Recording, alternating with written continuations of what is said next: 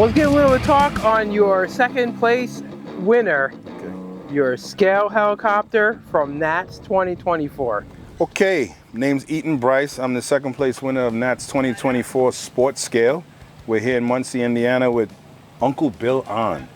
The model I'm using is an Agust A109 Power Elite, the body. This fuselage was actually given to me by Darryl Sprayberry, one of the heavy hitters in the scale competitions around the Southeast, so on and so forth, with the promise of, if I give this to you, you got to come back and fly it. So what I did, I had a minicopter Diablo 550 in the house.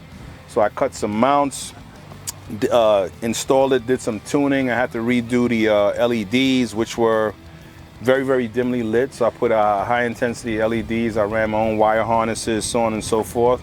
And since it's sports scale, the Agust A109 carries generally a 4-blade head, but in sports scale, it's not a concern. I can fly it with 2 blades. So inside it's powered by Contronic, and it's guided by Futaba. And it is a pretty nice model to fly. It doesn't really have too many bad tendencies. It has electric retracts, and it works pretty good. Pretty nice, pretty nice. So you said CGY?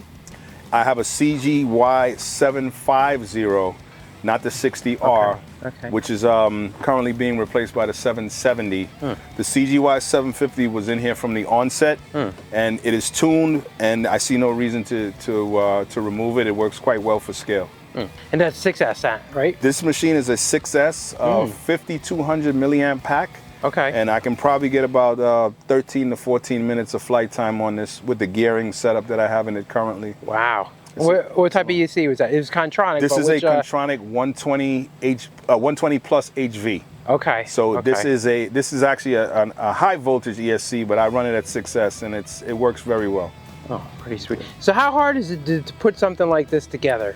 I think the hardest part of putting something together like this is to get the mechanics to fit properly. You have to be ensure that the tail gearbox comes out the back before you start buttoning everything up. Okay. So it's a matter of measuring 3, 4, 5 times and cutting once. That way you don't have the issue. Because this is a mass-produced fuselage and it's pretty old, sometimes what you'll find is where they want the main shaft to exit doesn't necessarily line up with the center of the machine.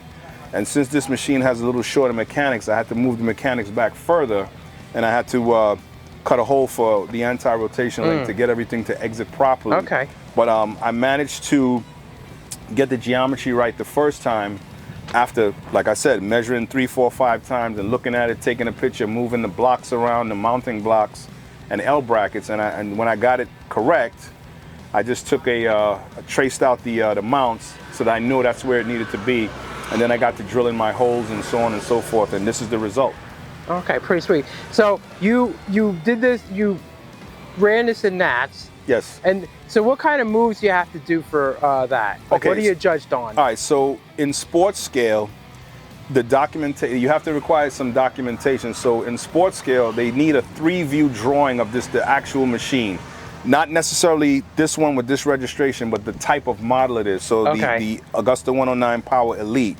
So this machine, you show the judges the 3-view, and you usually have a little write-up that tells you, I like to do it, where the machine is based, so on and so forth. And they may ask you, did you make certain items, but it's less stringent in sports scale because that's the entry level to scale itself. Okay. And the higher classes, you have to have more detailed documentation, like the paint codes and so on and so forth. Wow. But for this, there's a lot of people who they feel fearful about getting into scale because they say, I don't have a $5,000 model. Well, this was a donated model with mechanics I already had, so it doesn't have to be expensive, and it was already painted, and that qualifies for sports scale. Okay. So most of us have machines laying around that you say, oh, you know, maybe next week I'll fly it.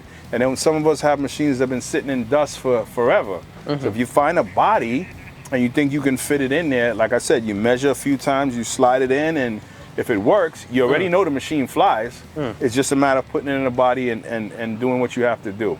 The requirements for sports scale are way less stringent than what they call 518, which is the heavy hitters. You know? How about the flying moves? Okay, yes, the flying moves. So you have a mandatory 10-second hover with clearing turns where everyone has to do that. You lift the copter into a hover, you turn 90 degrees, right, to opposite ends, then back to 180, and then after that you have a 45-degree climb out. You do your 45-degree climb out, and then you have what's known as a translational landing after that, preferably into the wind. So what happens in that time, you generally, in my opinion, you don't generally want to land downwind unless there's, well, if there's no wind, it's no up or downwind. You want to fly the machine, turn it upwind, and at a 45-degree angle, you're going to land at the center helipad. Some people choose not to do it. They're comfortable where they are and they do it, but it's easier to do it that way. Now, after you complete that, there is a list of maneuvers. I think there's more than 25 of them where you choose which maneuver you want to do. Okay. So it's the mandatories plus 5 maneuvers. The judges will score you on that for constant altitude, heading, so on and so forth.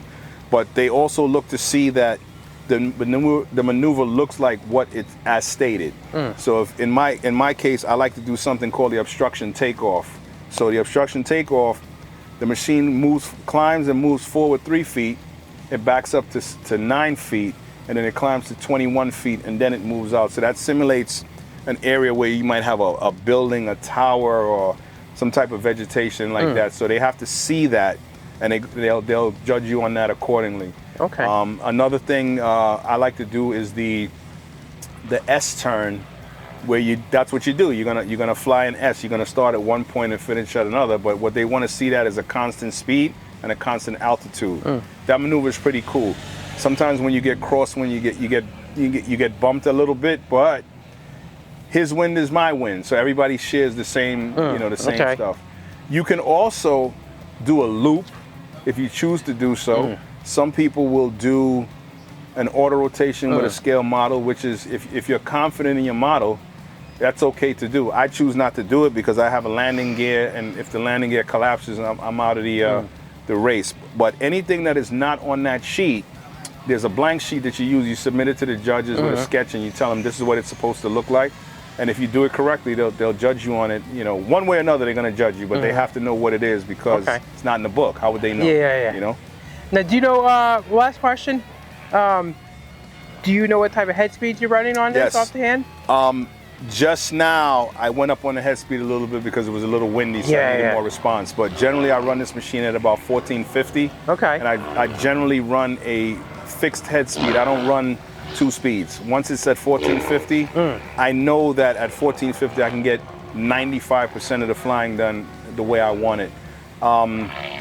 Every now and again, like today it was windy, I went up to about 1530, but I used the hover throttle trim for that, so I can just do that through the sticks and the sliders in the radio. Okay. That's it. Oh wow, pretty sweet. All right, well, thank you very much. Thank you. Pretty cool. My man, Bill. Thank you.